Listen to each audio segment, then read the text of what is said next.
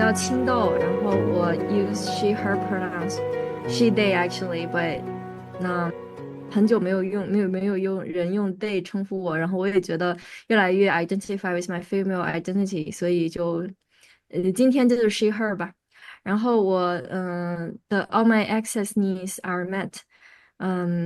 然后我给大家解释一下为什么我们要按照这个模式，就是在很多美国的 activist group 里面呢。会用这个方式来，就是确保每个人都有足够的发言的机会，然后确保每个人的多样性都被看到。所以就是会一般先说我是谁，我用什么 pronoun，然后我都有哪些需求，比如说有的人说我可能一会儿起来要上个厕所。哦，actually，我的 access needs，是我一会儿可能要去楼下帮别人开个门，就类似于这种，然后这样大家都会有这个 awareness，就是你可能会有什么样的需求。还有人会说，比如说他需要 transcription 呢，然后这样可以提醒整个环境更加的 accessible 一些。那我们先开始。就是这本书呢，我对我来说是一本宝藏读物，因为它真的就是它把 personal is political 真的是写到了极致。就是它虽然是讲亲密关系，它的着重点还是自己和他人，但是它真的把讨论扩展到了性别、种族、资本主义，colonialism。等等各方面的角度去讲我们为什么会在感情关系中展现出的各种样子，嗯，为什么我们会这样去伤害自己、伤害对方，以及我们要怎么样的去一起在这个变得越来越糟的世界里面去 race together。我觉得首先是他把整个亲密关系，还有各种各样的 relationship，不管是友谊也好，community 也好，放在一个大的就是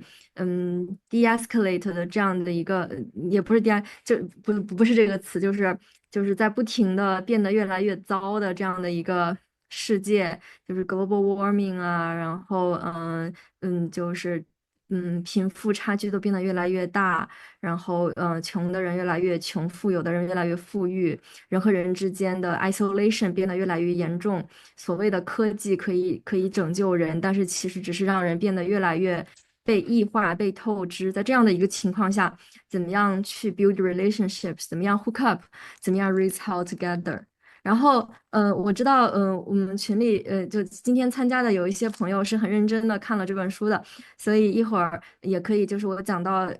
其实每一章我都会停顿一下，大家可以去讲自己，感受比较深的一部分。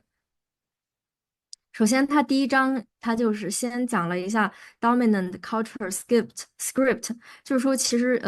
就是解构了 deconstruct 了一下我们每个人在情感中在关系当中的一些行为，其实很多都是受到 culture script 的影响。就比这种 culture script 包括什么呢？主要包括这三个，首先是 romance myth。有没有人可以回答一下这个 romance myth 其实指的是什么呀？进入提问环节。我可以猜一下嘛？可以呀。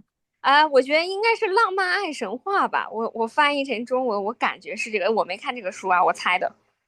那你觉得浪漫爱神话是什么呢？浪漫爱神话就是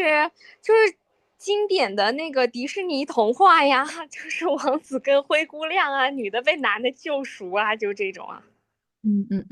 就是我们人的意义很大一部分是由有没有对象来决定的，然后也有一个什么样的对象，多好的对象，然后你们要怎么样互相厮守，happily ever after。然后还有一个很重要的一点就是，我们所有的需求都可以在恋爱当中得到解决，然后伴侣他的重要性远远的高于其他人。如果你不这样做，你就是一个不好的人。然后在这个 Romance Smith 的这个引导之下。我们就产生了 scarcity mentality，就是说是什么意思呢？这个我来解释一下，就是说这个你的命中注定的人，只有这一个，你要赶紧抓住他，如果没有他的话，你就完蛋了，you screw it up，you're fucked up。但是其实作者强调的是，这个世界上有 abundance of love and affection，就是不会因就是而且也不会有人可以解决你所有的问题，没有人可以 take care of you perfectly，很多时候还是要回到自己身上。所以，然后就其实很没有必要有这样的 scarcity mentality。然后我觉得他讲的特别好的一点是，他把这个 scarcity mentality 还有 Roman Smith 都跟资本主义还有殖民历史联系在一起。就是可能一两百年前，在农耕社会的时候，或者在封建社会的时候，这个romantic love 其实并不像我们现在今天这样受到重视。为什么就是在工业革命之后就变得更加就是一对一的 nuclear family，然后一生一世一双人了呢？就是因为这样的话，家庭就是工业社会它需要大量的可流动的以最小单位最稳定的最小单位去流动的个体，而不是像古代在农耕社会这样的一个庄园或者一个大家族小农社会，它其实也是有经济上的 origin 的。然后，scarcity mentality，作者把它更多的放在资本主义的历史之下，就是它让我们觉得，就是只有某一种人，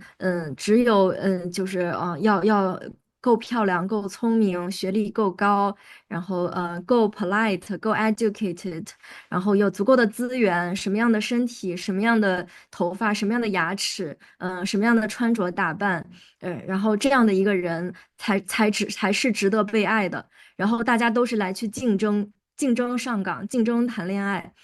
这样的话让我 set us against each other，同时呢又像我们兜售了一个资本主义的美梦，就是你买了这个什么东西，你买了这个漂亮的卡地亚的首饰，你就可以在约会的在 party 上赢得关注，或者你喷这个。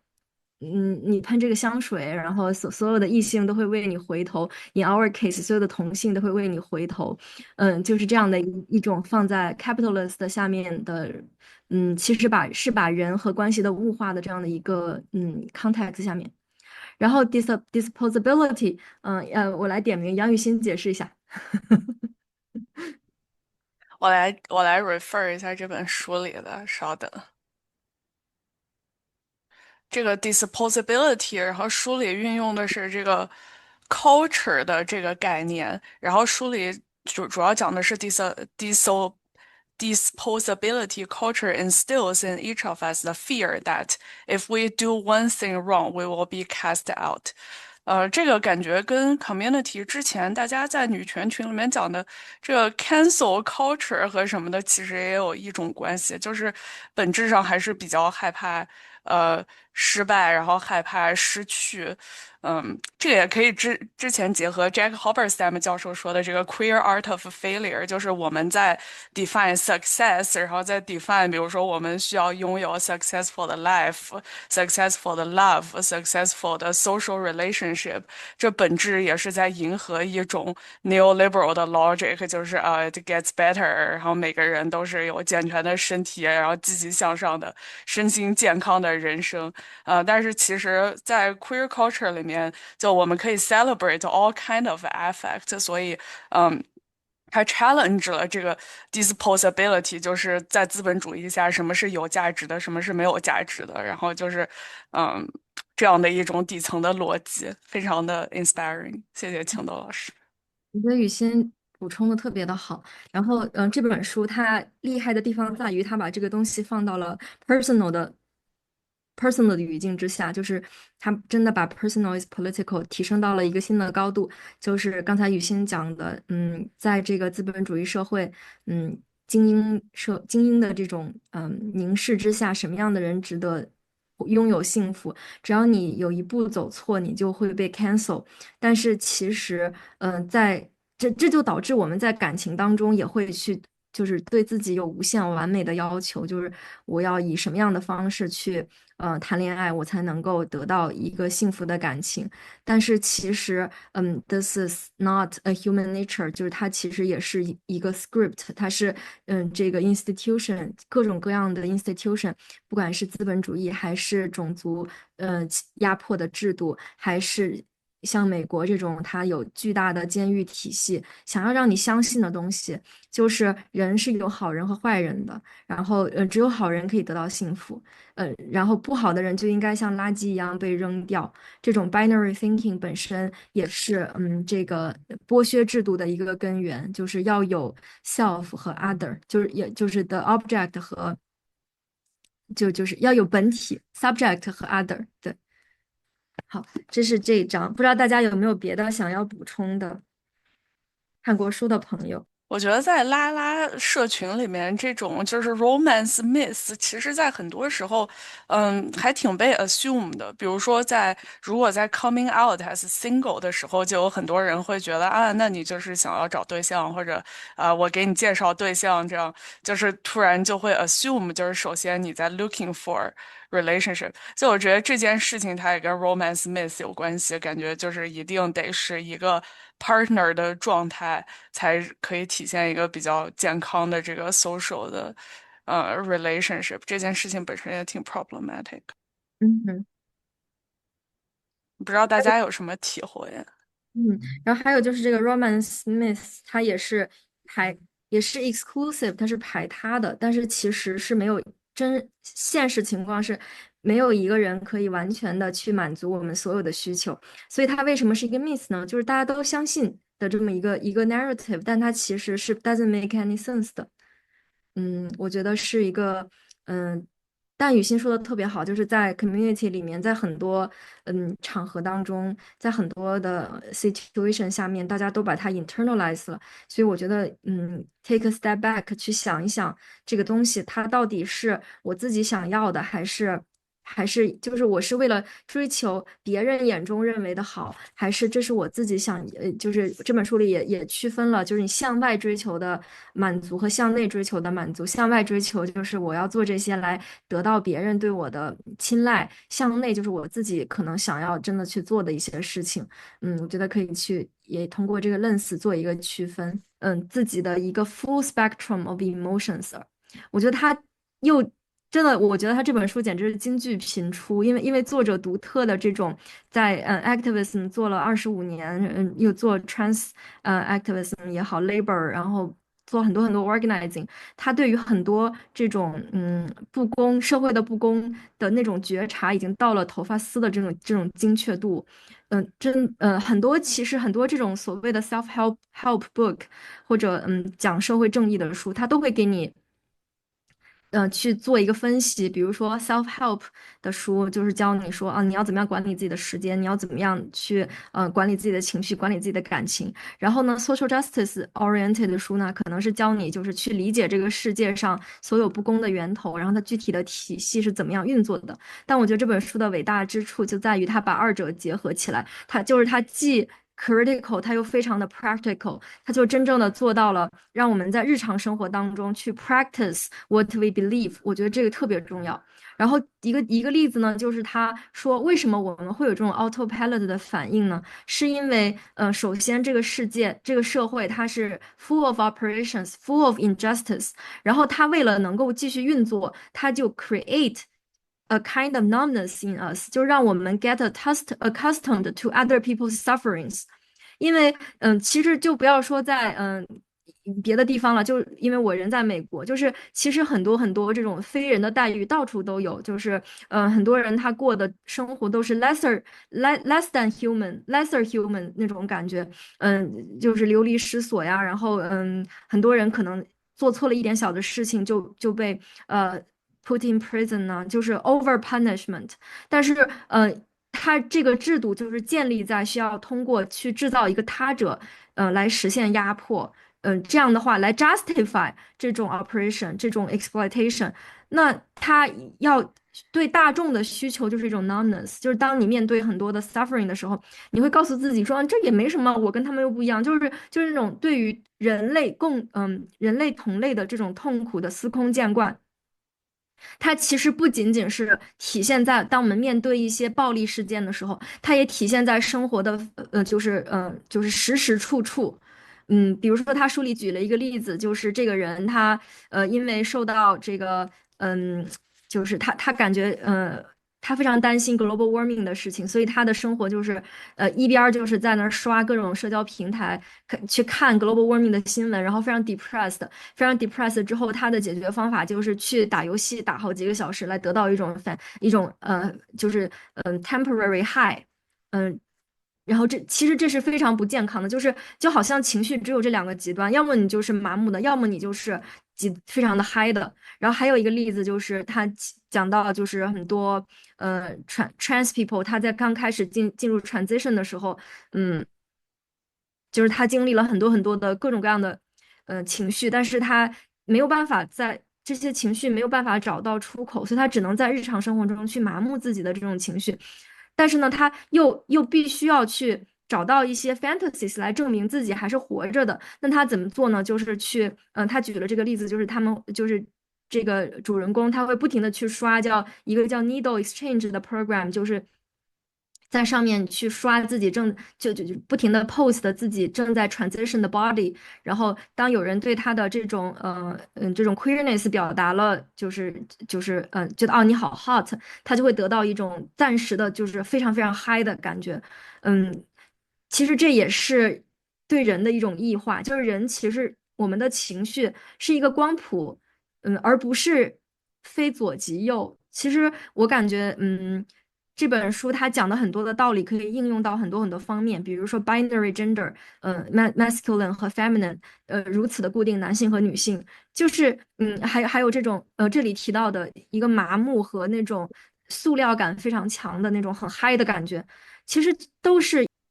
how capitalism functions，就它把你放到一个盒子里面，然后这个盒子是最方便它运作的，它能够最大限度的去它能够最大限度的去实现它的这种最方便的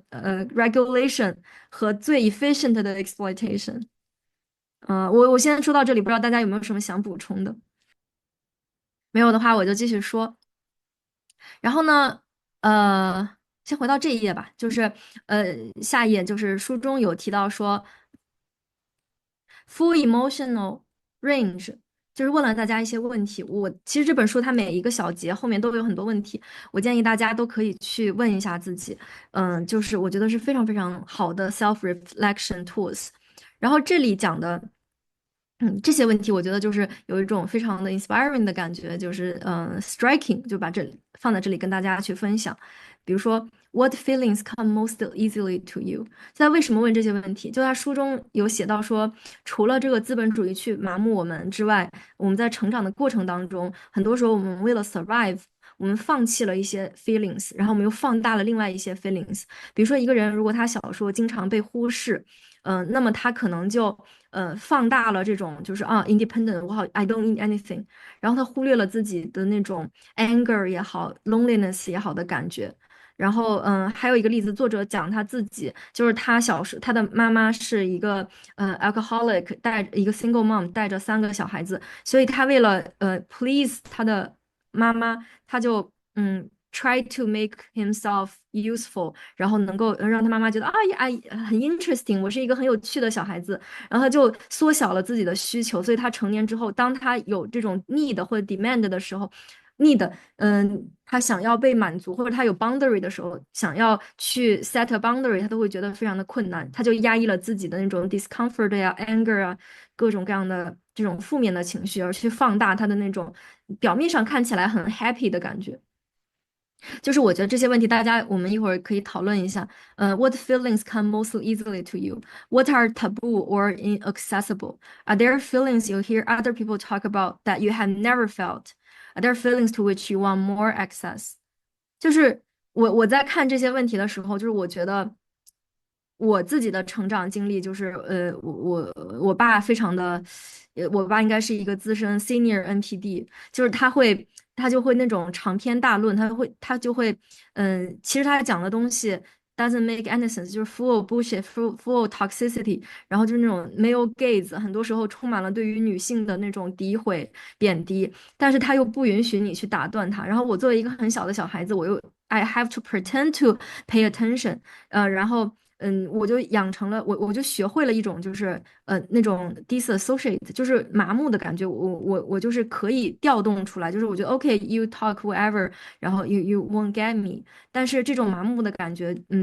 就是让我没有办法去很长一段的时间，就是对自己的感觉，没有就非常的不敏锐。就可能十几年前吧，因为我已经做了很久的 therapy，然后我现在对自己的情感更加的 access，我能跟自己的连接更多一些。但是比如说10年前别人都做了什么伤害我的事情，我就会 make a joke about it，我就说，哎，你看他这样对我，他是不是有病？就是，但是其实 it's not fun at all，就是我对于自己的那种 sadness grief，就是没有办法很好的去 access。因为只有这样，我小时候才能够去更好的生存，而不会被这个东西就是每天折磨。然后，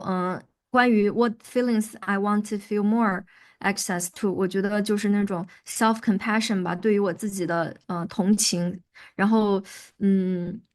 但总体而言，就我看到这些问题，我感觉有一种很欣慰的感觉，就是我现在就是emotional access 还是比较好，因为我做了很多很多的工作，包括写作也是。对，不知道大家有没有什么？这本书在嗯，第多少页？这是第23页的时候提到了 polarized thinking，我觉得这个概念还挺有意思的，就是 instead of 这个 full emotional range，然后这个作者 warn us against a type of polarized thinking，就是这种 I'm the worst, I can't do this。就比如说假设在人际关系里面出了一些矛盾，然后可能就有些时候就会被放大，就是this is not working out, let's break up 之类的。然后作者就 challenge 了这样的比较极端的这样的 thinking，而是强调一个 range，就是我在什么时候有什么样的感觉，然后这样的 bodily sensation 可能来源于什么，然后对方或者一个人 contribute 了什么，它就变成了一个比较多元的这样的一个感情的状态。还挺有趣的，青诺老师。雨欣，你是23页，我书上没有23页没有。就是这一段我直接抛在这儿。哎，嗯，这本书你直接发群里吧。好，你搜那个《Breaking Ties with Tired Cultural Script》这一章的。啊，我看到了，21页，对。啊，对对对对，嗯。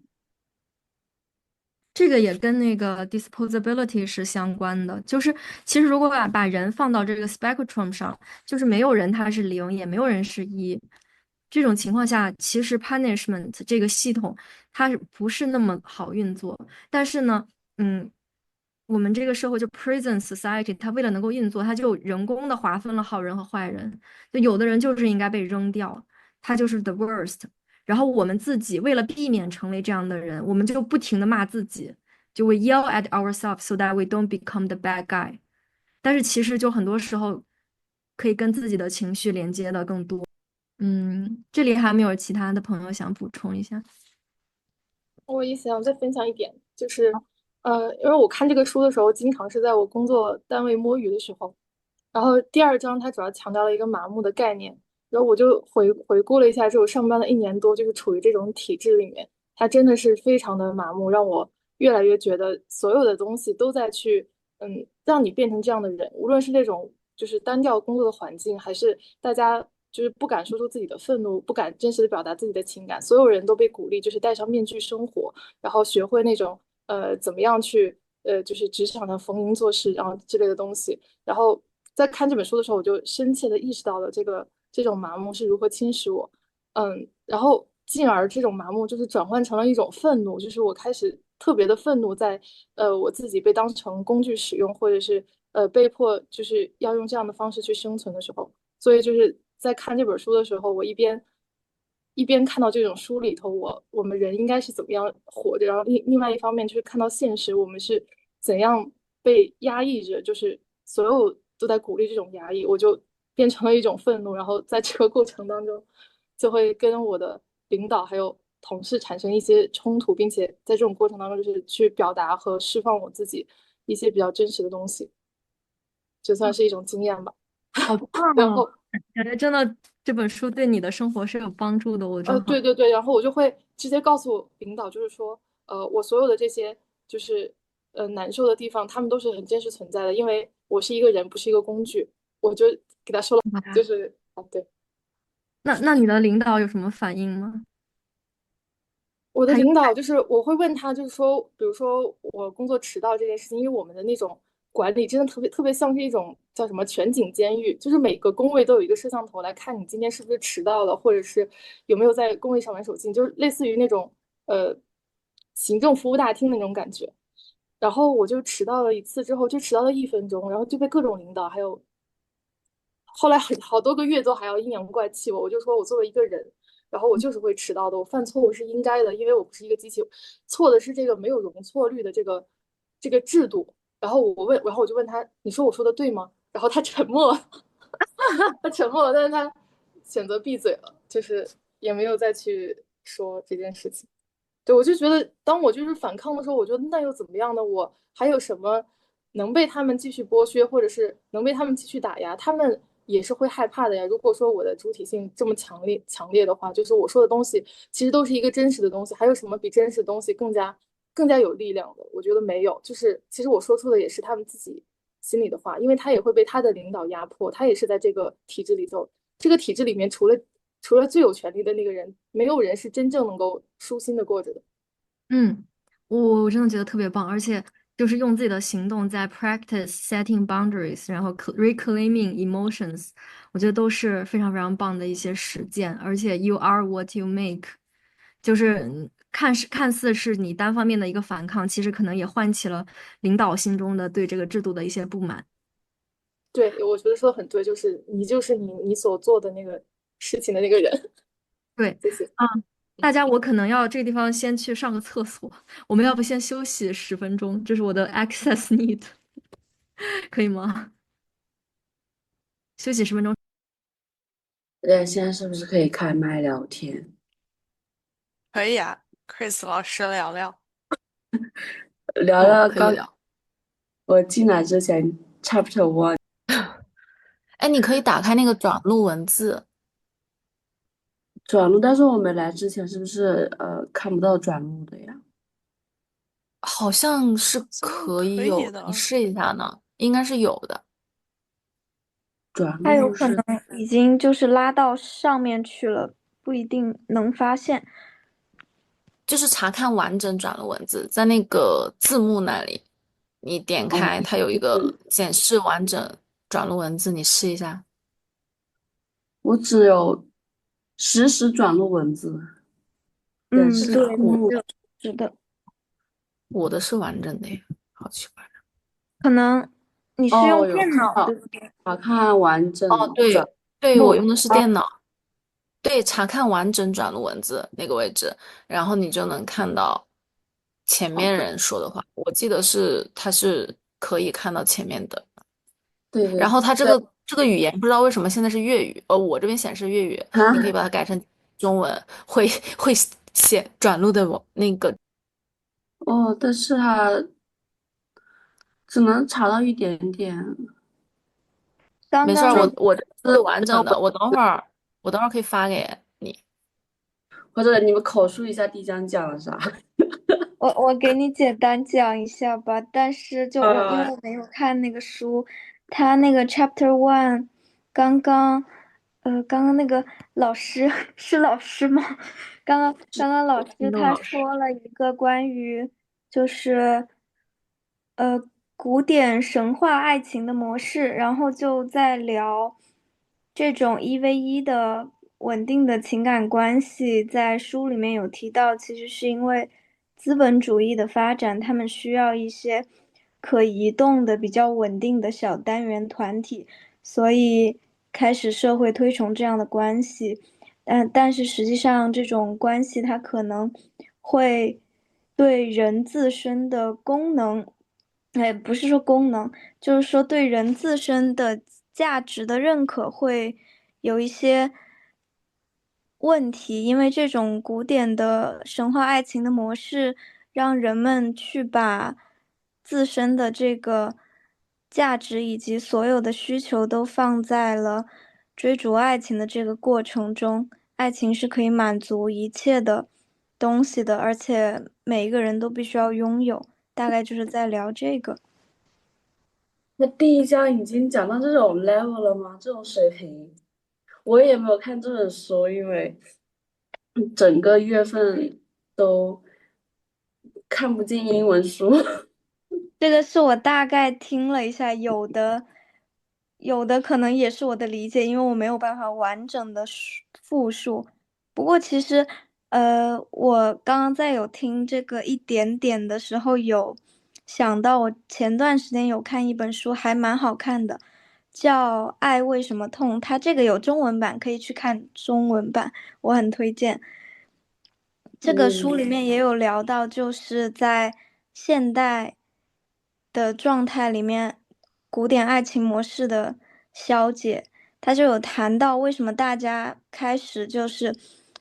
很多人开始放弃这种爱情的模式，是因为有点像是后现代的解构。这个后现代的解构的意思呢，就有一点像是，人应该爱自己，人的价值应该在自己身上找到。那么这种解构的状态就其实也造成了一定的影响，因为其实很多时候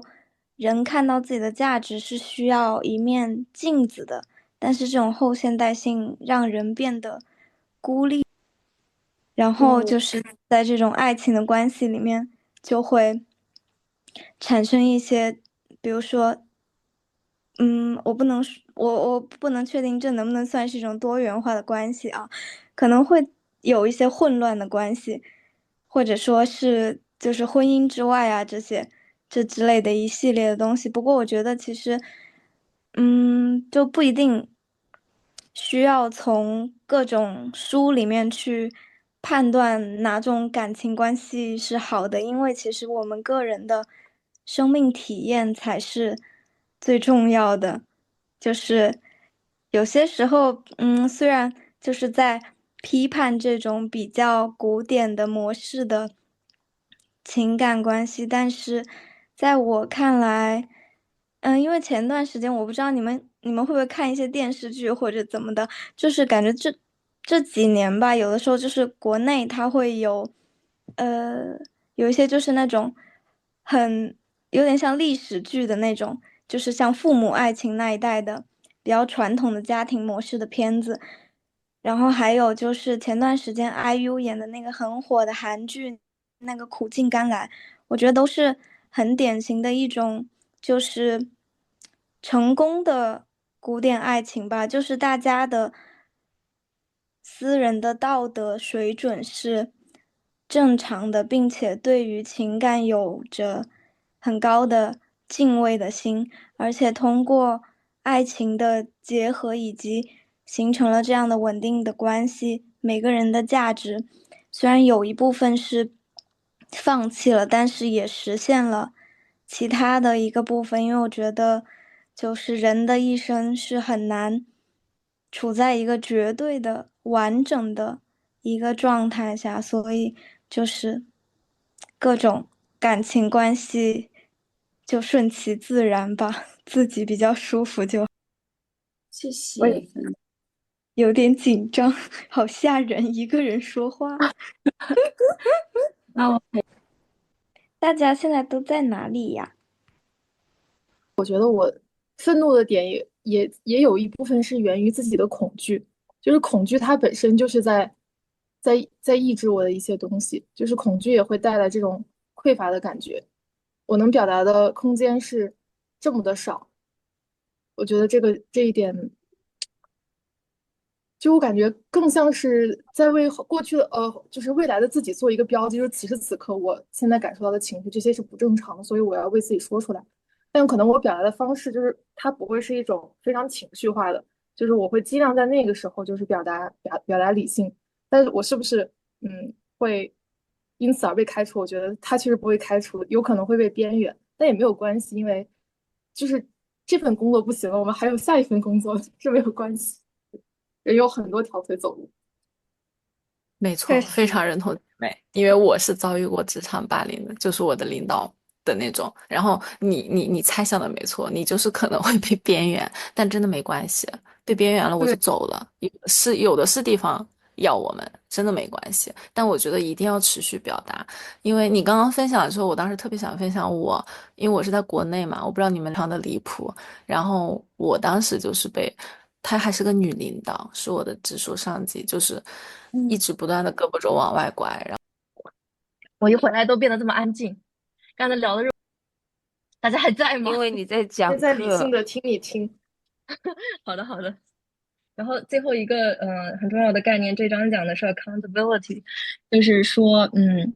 前面有说就是这个社会是 based on punishment prison，然后和那种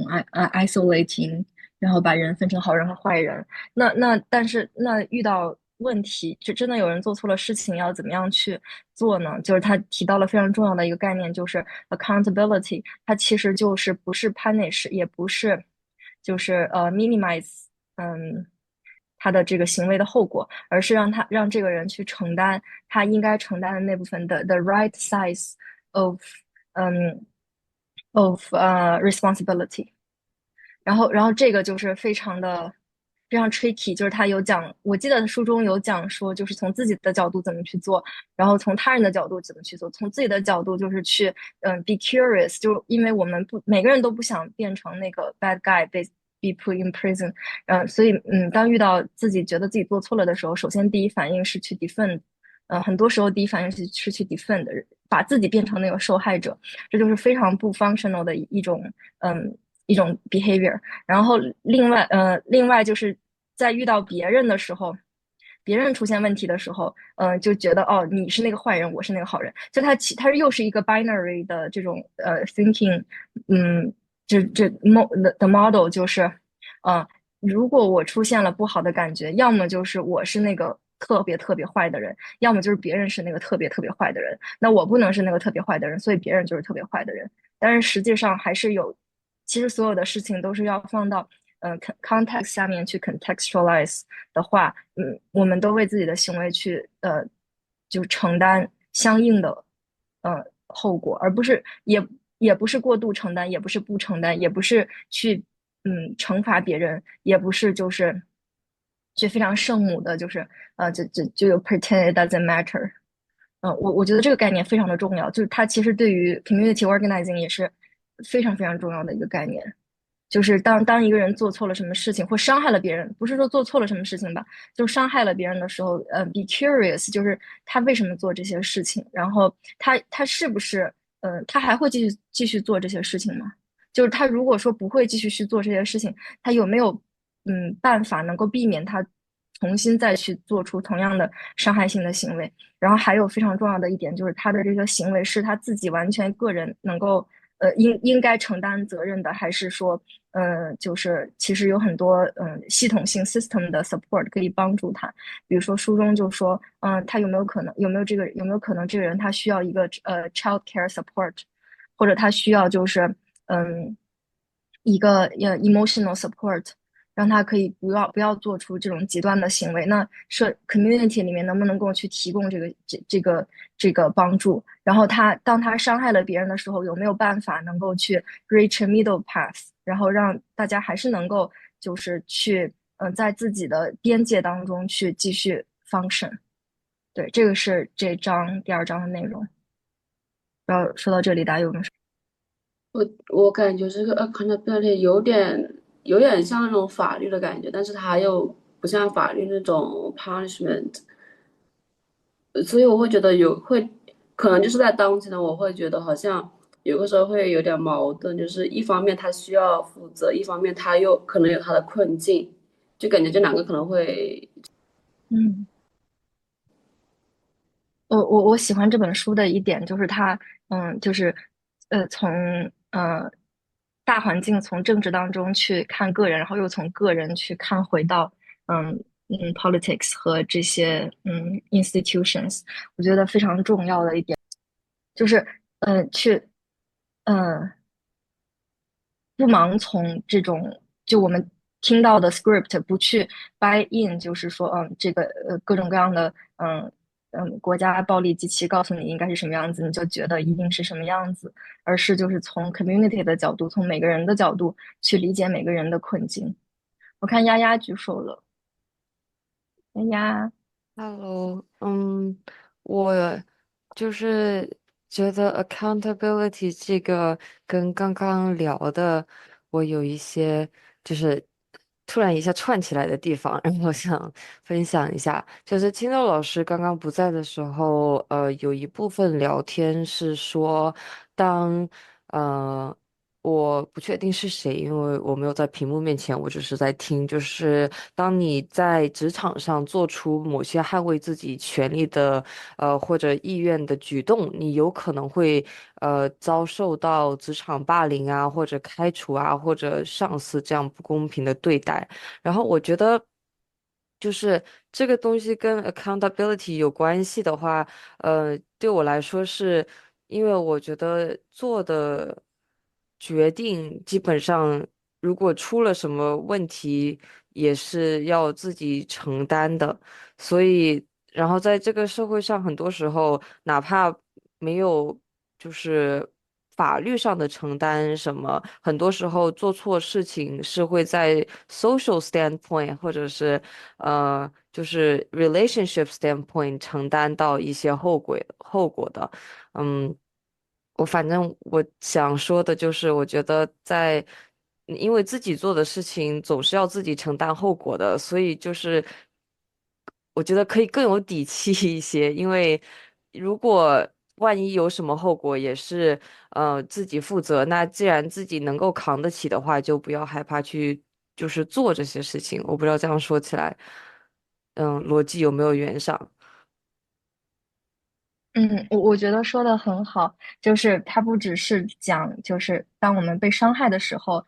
我们怎么样去为自己寻求公正，也是就是回到自身，就是我们能够为自己的行为负责。我觉得这个 statement 本身就很 empowering。对的，谢谢丫丫的分享。那么来第三章，哇，不知不觉已经过了1个小时，我后面过得稍微快一点，但其实后面内容，它就是会讲的更 practical 一些，就是回到关系当中怎么样去做。前三章吧，更多像是讲一些理论的东西。但是我觉得不讲前三章，直接看后面也会有一种就是它就不没有那么的 solid。然后这一章就是讲romance cycle。Falling in love and losing your mind。然后它主要的概念就我给大家总结了一下，就是他就讲了一下一个人进入恋情，然后到出现问题，然后到分手当中可能会出现的各种各样的需要处理的事情，需要去 reflect 的一些问题。然后怎么样能够在这个过程当中去避免伤害，依然是以一个 solidarity 的态度，而不是就是我要找到我的敌人，你 blame。首先他讲 falling in love，他很多就是那种例子，就是比如说，这两个人他们一个从小是在比如说在比较严格的宗教的环境当中长大，天天被管，然后他 somehow 他长大之后寻找的爱人还是像他小时候那就是受到最多压抑和伤害的那种类型的人，让他受到压抑和伤害的人。然后另一个人呢，他就是属于小时候就是很不喜欢就是小时候没有人管他，然后他就是长大之后他就又想要去找一个就是可以给他很多空间的人，然后这两个人 somehow 他就是有那种 matching wounds，就是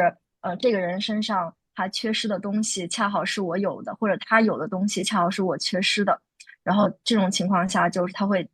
加速这个感情产生升温的过程。就是然后就是先讲的第一个阶段就是热恋期，然后这个时候会 over generosity，就是会做出很多很多的改变调整，然后这第三章就非常的 literal，它就是一个 cycle，讲这个 cycle 怎么发生的。然后当这个这种非常甜蜜的感觉 wears off 之后呢，它就会开始产生一些 conflict，就是之前就是觉得这个人百般的好，但是会自动的做很多 compromise，但是当生活回到正轨之后，发现两个人其实并不是很 compatible，就会产生各种各样的矛盾。然后这个书里面也有讲了很多，就出现矛盾的时候你要怎么样去做，就是嗯，就有讲一些不要做的事。navigating，我觉得它特别重要的、特别 practical 的就是 navigating the conflict phase，就是你怎么样去沟通，你怎么样去，就是去讲自己，意识到自己的一些不合理的需求，然后去为对方的需求留出空间，然后但同时又要清楚的知道自己，嗯。然后他就有给一个非常实用，怎么样 rebuild warm connection，就是让大家去写一个清单，I feel loved when you，然后列一个表，然后就是看看愿不愿意你的另一半跟你同时去做这件事情，然后就是说就非常 literal，后面就是如果这个 doesn't work 的话，那你 break up，他就是给你先是做了一个心灵 massage，就是说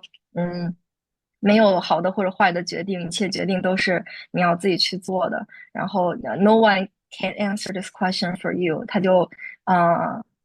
就是有很多问题你可以问自己，就是为什么？如果说你不快乐，你为什么还想要留在这个关系当中？对，但是我觉得他讲的非常好的一点就是，嗯，我觉得很多的书其实不会讲到 break up，很多书它其实它都是以这个 romance myth，就是以这个 happily ever after 为目的。但这本书它有讲到，其实有时候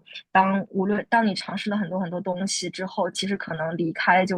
是更加有利于你的 well being 的，有利于双方的 well being 的一个选择的时候。那么of course we should break up，然后有讲说一些 break up 的时候的不要做的事情，比如说很多人想要去改变对方的想法，have one last conversation that changes the other people's mind，但就是律师加教授写书就是特别的有逻辑，他就讲说你们已经到了分手这一步了，it's likely that your conflicts cannot be resolved by a conversation。就是你们肯定是有很多很多的不同的，然后要不要分手，可能就是你们的就是disagreement 的一部分。然后很多时候，就是这是一个分手handbook，你要怎么做呢？就是给对方一个空间，然后给 grief 一个空间，就即使是想要恢复，能够重新做朋友，也是要就是要知道，通常是要有这样一个重新去适应节奏的过程，然后不要去 gossip，不要 campaigning，因为这本书非常的 community oriented，就是他会讲说，如果你没有很好的能够去处理关系，如果说关系 doesn't work out，那你至少不要去扩大这种伤害，不要去拉帮结派，就是咱们都不要跟这个人玩儿，这也回到了他前面的那种 disposability，就好像这个人他要被社群 cancel 掉，就因为他谈了一场不好的恋爱，就是要去避免这种情况。也不要去就是gossip，就这些都是会就是对社群有伤害的一些行为。对，然后也提到说，就是你作为一个支持者，就是当你支持你的正在分手的朋友的时候，你可以做的事情就是，你不要做的事情就是你不要去加入他的情绪，让他的情绪变得就是 indulge your own sadness，然后好像就是去利用对方的这个分手的这个感觉去变成自己的一个偶像剧素材一样，也不要去帮助朋友去报复呀，也不要去太快的给一些建议，因为很多时候if you give advices 太快的话，感觉好像是你是很想要把对方的情绪当做一个问题解决掉一样。就他后面讲 listening 的时候也有讲到这一部分。嗯，这章我觉得我们就可以比较快的过一下，因为它其实就是把每一个阶段非常详细的给大家拆开。嗯，我觉得它有点像一个过渡章节。那我们现在进到第4章，讲的是恐惧和勇气。它这里就有讲到一些依恋类型，就是 abandonment 和 engulfment。其实 call back 我们上一次讲的那个依恋类型，就是 abandonment 可能是fear of abandonment，那这种就是 anxiety，attaching，然后 engulfment 就是它那种被就窒息的感觉，那对应我们上一章就是avoidant。但是作者有讲说，很多书它其实就是让你打个分，然后让你去判断你自己是 abandonment 还是 engulfment。但其实，就是我们每个人都是 more than a category，很多时候，是要去就不要把自己放到一个box 里面，更多的时候是用它来当做一个了解自己的工具，然后也不要去用这个东西来定义自己，嗯。他有讲到说，我觉得书里面有一句话就是特别好，就一个成年人他是不可能会被抛弃的，他只会被离开，他是不可能被就是被搞到窒息，他只会觉得拥挤，就是 cannot be abandoned, can only be left, cannot be engulfed, can only be crowded，就他是去把这种主动权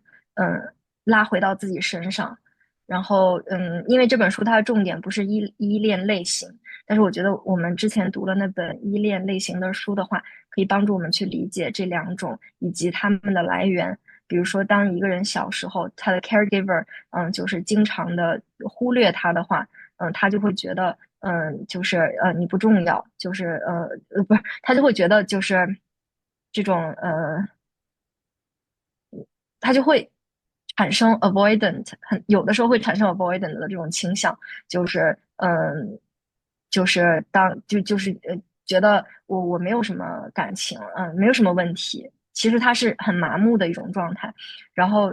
但是如果小时候一个依恋者，就是他是就是没有给你分离，就永远是跟你绑定，然后你就没有长大的过程的话，你就会很怕被 abandon。当然，就是这个产生的机制比较复杂，有时候相反的情况也可能会造成我刚才说的这两种依恋类型。我先讲到这里，有没有人想要之后得到 attention，自己去看，请 stay， 可能自己会觉得有一点 too crowded，那这个时候，就是我们自己的责任来设定界限，然后界限边界其实不而是去寻找一个两个，就是去 practice setting boundaries，然后就是 codependence 和 interdependence。他就是说让大家警惕，不要滥用 codependence 这个概念，整个 capitalist system 就是这种滥用 codependence 的这种方式。然后说到这个 boundary，他就有提到说，要并且以欢迎的，一定能够接受的 ，no 就是我不想要的 ，maybe 就是我可能要想一想，yes 和 no，是我们的就是作为自己的表达set boundary 的一个义务。然后当我们说 maybe 的时候，be 非常的 resentful，反而破坏了他们之间的。欢迎你的分享。就他说，有一些迹象，当这些迹象出现的时候，它就意味着可能你的边界需要的需求放在你自己之上。我看有两对，就是 set boundary，不知道能不能听得清啊？就是我对 set boundary 还是你，就是还有一点对 boundary，就是其实很多时候 set boundary 我不太舒服。我刚才说了 emotional labor，就是我觉得你不能太直接，你不能去伤害别人的感情，对不对？你就算是说 no，你也要顾全人家的面子。其实就是和上个姐妹说的非常的类似，就一部分很类似，就是因为在我自己的，然后但是其实他们想试探你的底线在哪里，然后但是试了之后结果不是很好，然后依然导致关系破裂，所以我会觉得这个时候我们可以就是去做一个情绪的觉察。我想分享一个我会日常教来访的一个这个情绪的场景是什么，然后在这个场景，当你把这些写下来之后，我不想要。谢谢 Echo 分享，大家都发到微信群里面。行，好的，我等一下发。然后我还有一个点想分，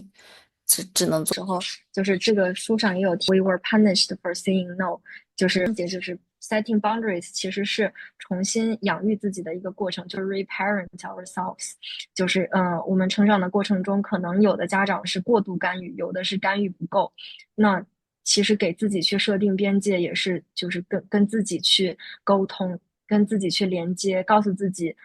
想是 genuine 的真实的关系在不断变化的，然后后面就很多都是在讲就是怎么样破除这个 romance myth。但前面请说。在 boundary 里面的，我在国内的时候，对，比如说性骚扰，或者是有一些就是让我觉得不太舒服，但我不知道怎么去定义就是这个东西，所以呢，你就感觉是一种的侵犯边界。就是我刚才说的就非常好，就是当你意识到这是 boundary 性，我说 setting boundaries，其实我的理解就是它其实还是一种行为，就因为每个人的英文是啥？日常说课的都是中题。文，日常都是我课题分明白了。事情，我们的想法，我们的感受，什么是对方的事情，对方的想法。我觉得这个在建立边界的时候，蚂蚁用事，我们就容易去承担对方我而生气，因为这是5章讲的是 communication 和 repair，就比较讲，就它可能会 trigger 到你的一些过去的一些创伤，然后是你没有被好好照顾的一个痛点，就是要给这 history 进入到关系太敏感了，然后每个人的你提出的一个request，但是你可以不满足我这个 request。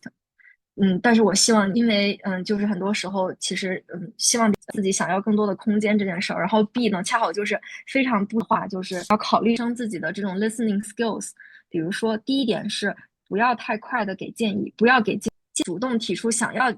给建议，想要一些你的建议的时候再去给建议，不要给 unsolicited 关注另外一个人，不要殉情，就是口到一些 non-violent 这个名字对于他来说就是 rings of non-violence 就可以破。叫什么？不是要带有一些要这个non-violent communication 是道歉。虽然我还没有完全看，因为我自己是做也觉得这本书说的非常的有道理，因为很多时候人们来找我们让他 movie 你一样，就是好吧，我也只能第3步是 acknowledge 他 forgive 某一种程度的他的伴侣跟另外的去 work on this together，给一个forgiveness，好就去做多少。如果你自己不愿意做，没有人可以强迫你。看一下大家的留言 ，feeling ourselves， 其实就是在 stay true 边界，或者就是想要有点，它前面很多讲的其实就是dictionary pressure 一种一个 summary， 就是带来很多的 drama， 会让我们的 community 受影响。然后你时不时的 you are what you policy 产生这些想法、这些情绪的原因来的，只不过是在这种 how to love in this。对，其实这个书觉得接纳我们自己的选择，不管谢谢 Echo 的分享。并且很温柔的一些东西，并且你也是可以真的希望，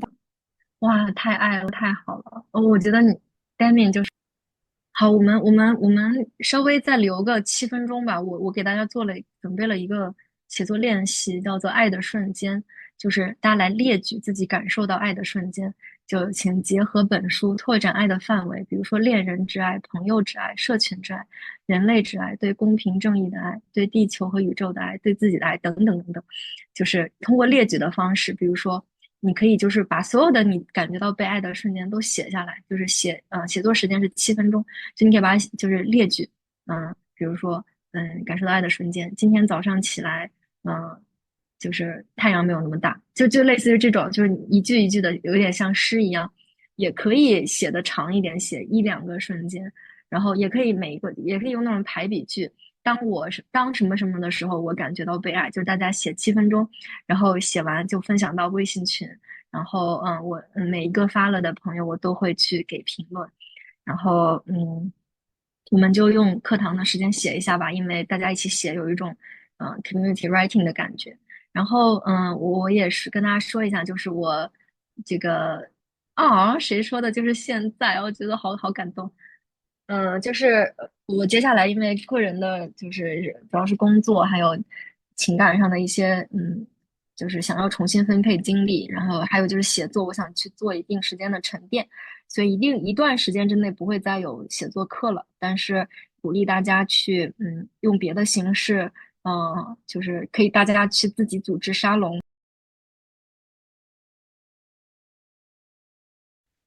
我是说，大家完可以发。到了 finish up 一下就发到群里吧。你在群，大家都写完了吗？写完了发一下。现在发的我可以马上给评语。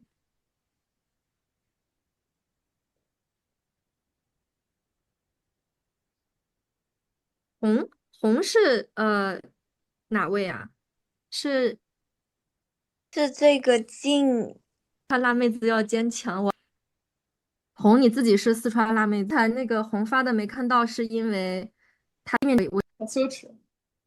狗狗急切地看着我，我知道我只要哼几句，它就会奔过来舔我。回忆起来，我想要上健身私教课和昂贵的英语班，妈妈二话不说就给我打钱，对于我家是很大的开销。现在工作了，很抠搜的存钱，自由自在，好像说话比较少。你是不是那个就在各种地方旅游的那个人，那个女生？Self care，晚上在洞穴里关上灯，过了凌晨到早晨。好的，那我们今天先这样吧，谢谢大家。然后之后的这个，雨欣会把我们的视频就是剪辑发到网上。我看大家好像后面也没有什么，也没有特别露脸，就是好像只有我在露脸。然后有谁不想要？都有一个欣赏的时候。发了，请等一下，雨罗老师欣雨点评。欣的这个，我先点评雨欣这个。5点半醒来，拿起手机却再难入睡，仿佛生活在另一个时区。命又Echo 老师读，最近感受到爱的瞬间。最近待着的城市，每天上午下雨，下午天晴，晚上格外的凉快，很好睡，感觉很开心，有被这个世界爱着。今天参加读书会，听到大家的分享，超级有共鸣。女孩子真的太美好，太柔软了。前段时间决定彻底放下一段关系，需要办很多手续。随便住的时候，好富翁在马来西亚给你买了房，你们真的很棒，谢谢。保安